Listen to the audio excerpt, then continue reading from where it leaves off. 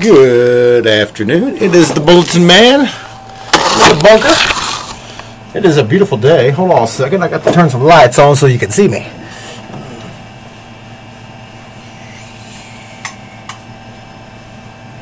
Sorry, I didn't have no music pulled up for you today. Bulletin Man has been hard at work on the birthday bulletin. August 24th, 1996, the Bulletin was born at 324 North 2nd Street in Festus, Missouri. The reason why I even started the Bulletin was because I was getting reamed by a bunch of lawyers. Joe Sanchez over my child, Norm Pressman up in St. Louis over the estate, a guy named Bernie Klippel, my brother Grant, being a greedy Grant as he is. Man, I had no other choice other than to start a newspaper. Or I could have went out and shot all these people. And looking back, had I done that, heck, I might have been out already. With a small fortune. So I don't know if I made the right decision or not. I want to think I did. I'm not a murderer. I haven't killed anyone yet. But I figured the alternative would be to start a newspaper. And I never really was too serious about it. The Bulletin, of course, you got to take it with a grain of salt. In his tongue-in-cheek kind of satire, I don't know, maybe a warped sense of humor. But I have done this Bulletin thing now for 13 years. I was looking back. I've done 1,050-something bulletins as best I can figure over the last 13 years. I think I produced something like 38 different provocateurs, which is a broadsheet, a big newspaper, and we did that between 99 to 2001. I made it 3 volumes into that, so a little over 3 volumes. I also have done some radio. Of course, I can't buy a job on the radio nowadays because, well, I could buy a job on the radio, but trying to find someone to actually pay you to talk on the radio and certainly speak your mind is very difficult to do in this day and age. But we have the internet, and thank God for it. I've been posting these YouTube videos since the beginning of June, since we moved down to where we're at now and into the bunker. And that's going pretty well. I think I've posted 52 or 53 of these, darn near 5,000 views so far. So that's going not like I'd like to have. I'd like to have a 500,000 or 1 million. In fact, I have a wager with my son that we will have 1 million YouTube views before the end of the year. Now, the only way that's probably going to happen is either I get arrested or shot, one of the two. But I don't think either one of those things are going to happen. I know there are a lot of folks out there who would like to get me off the streets, but, you know, I'm a peaceful, loving person. I'm a peace-loving guy and kind of guy. And, you know, I want to save lawyers and judges. That's my whole main goal in life is save the lawyers. I love lawyers. I love judges. I love the law. And what's happening here in America today is perversion of that. And folks, I'm here to tell you, I'm out to save you. I'm out to be your friend. I don't want to be your enemy.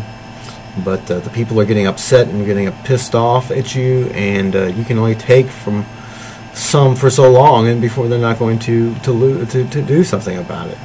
You know, Gerald Celente, who is a radio guy I listen to quite a bit, and he's the master of trends. And Mr. Celente has a saying that says that when people lose everything they have, that is when they lose it. So you guys have pushed people way too long. They're now getting to a point where they lose everything they have. In Jefferson County, Missouri, this year alone, there's only been over 1,200 evictions. People losing their job every day, losing their homes. Even one of the evictions carried live on the Genesis Communication Network. And I really don't know what happened to that young lady. I tried to get a hold of her a couple of times. She never did get back with me. But they happened right there in Hillsborough, right next to the fairgrounds. Probably had something to do with Amanda Jones missing, too. They should do something about that. But they got her out of there, and that was carried live on the radio where the Nazis, the Jefferson County Sheriff's Department, went over there and kicked a 54-year-old grandma out, along with her grandchildren and her children, and put them in the street. And, you know, she had a deed of trust saying it was paid. Judge Stephen Bouchard over there in Crystal City, and Steve, we know where you live. It's no big secret. Maybe how'd you like it if someone tried to kick you out of your house, huh? Perhaps they have a reason to. Who knows? But anyway, Stephen Bouchard is the one who initiated all that. But thousands of people are going to lose their home this year, and sooner or later they're going to be fed up and not going to take it anymore. I thought about applying for the job of bulletin man is unemployed now. Have been since July 1st. Hard to find a job when you're the bulletin man too. But I thought about applying for the job as the 23rd Circuit Court Circuit Marshal. There is not one for the 23rd Circuit Court. Now, the 24th Circuit Court has a Circuit Marshal. Phil Horn is his name, and Phil's was married to the prosecutor. Now, of course, that's not a conflict of interest by any means, but in the 23rd Circuit Court, there is no Circuit Marshal. So what is up with that? I would think the Circuit Marshal would be a very important position there at the court to protect you people from the wrath that is to come. I don't know if you've noticed that people are irate and losing their jobs, and kids are getting hungry, and my, oh my, oh my, you are in peril if you're in the court business nowadays. I'm your friend, and I'm your bulletin buddy. I'm just trying to tell you the truth.